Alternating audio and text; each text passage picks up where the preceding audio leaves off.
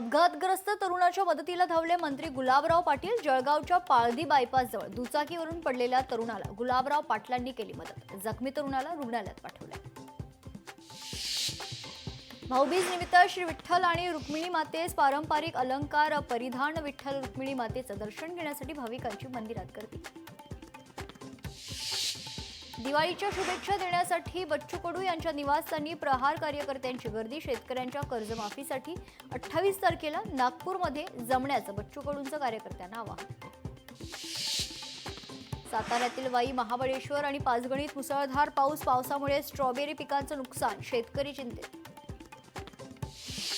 कोल्हापूर जिल्ह्याच्या दक्षिण भागात ढगांच्या गडगडाटासह पावसाची हजेरी। चंदगड, नेसरी, आजरा भागात मुसळधार पाऊस। पंतप्रधान नरेंद्र मोदींच्या जीवनावर आधारित पुस्तक मोदीजीज मिशन या नावाचं पुस्तक राज्यपाल आचार्य देवव्रत आणि मुख्यमंत्री फडणवीसांच्या हस्ते होणार प्रकाशन।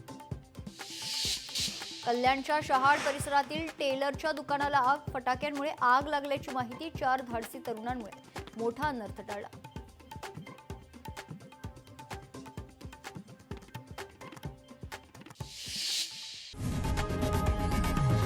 लोकशाही मराठी ऐका, पहा, जागरूक रहा।